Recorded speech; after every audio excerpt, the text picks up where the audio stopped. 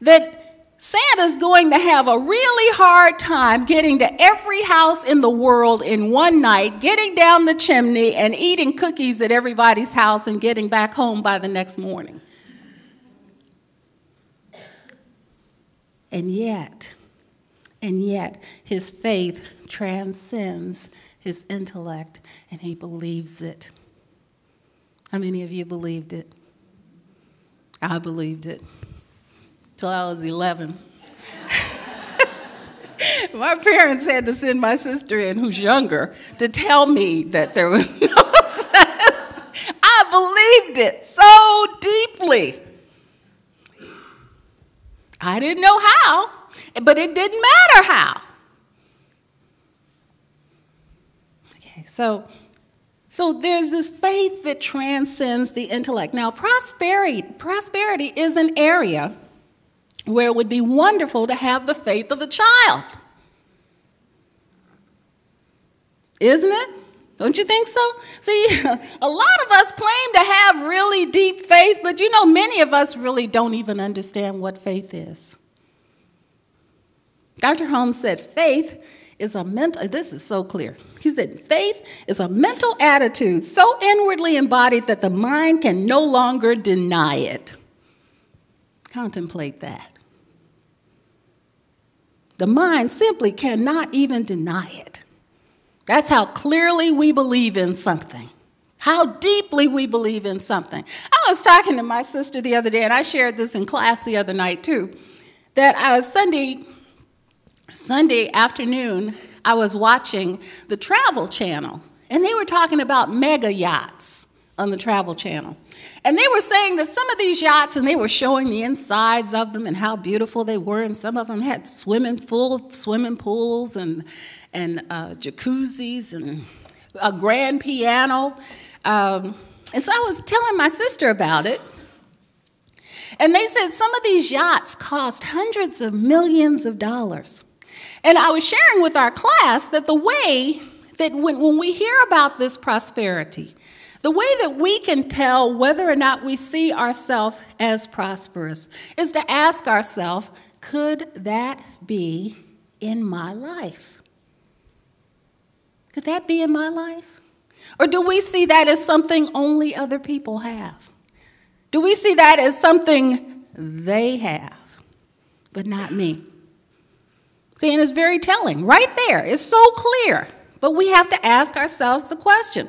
So my sister said, well, how did you fare with asking yourself that question? I said, I was in the master bedroom in my mind.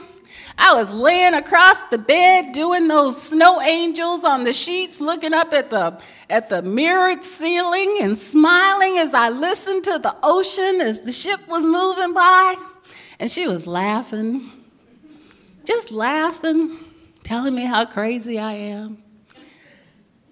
And then while she was still laughing, I happened to mention that they said that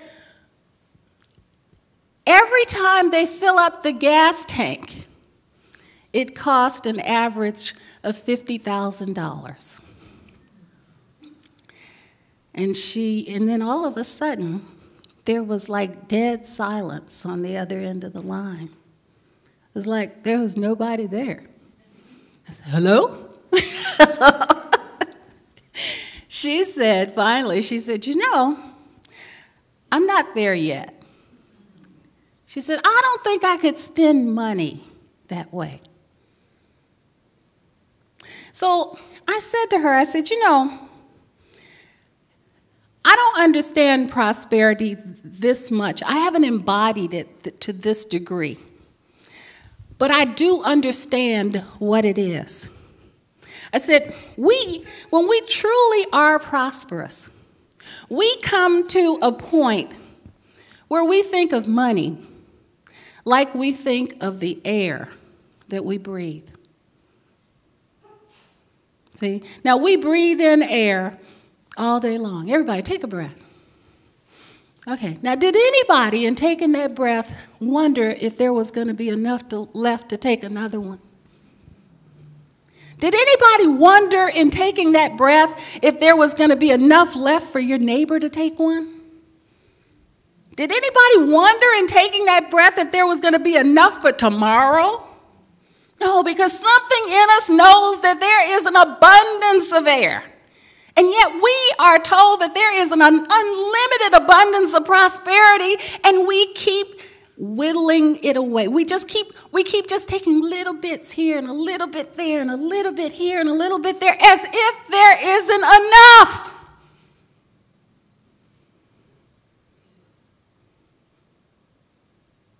Same principle. Same abundance.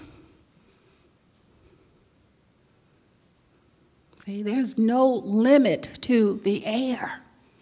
There is no limit to our prosperity. And when we have the faith of a child, that faith that it can be no other way, as Ernest Holmes is saying, then we will know prosperity like we know the air that we're breathing, without a limit. Now, I agree, I haven't hit that point where a $50 fill-up, a $50,000 fill-up would be okay. But I understand it. Now it's time to embody it. That's the work that we're all doing. We're embodying what it is that we understand.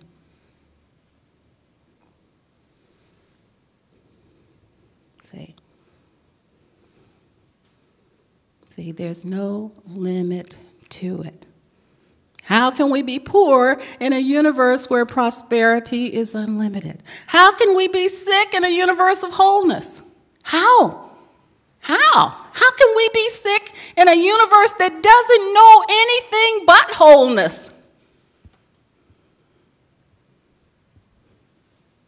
How can we be alone in a universe that only knows oneness?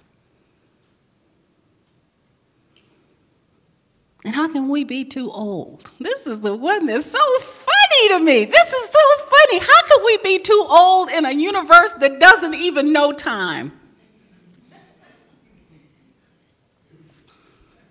And do you know how many people are walking around today thinking they are too old?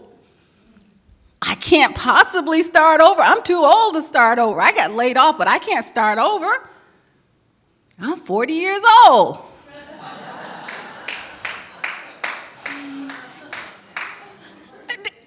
You know, Penny sent me an email.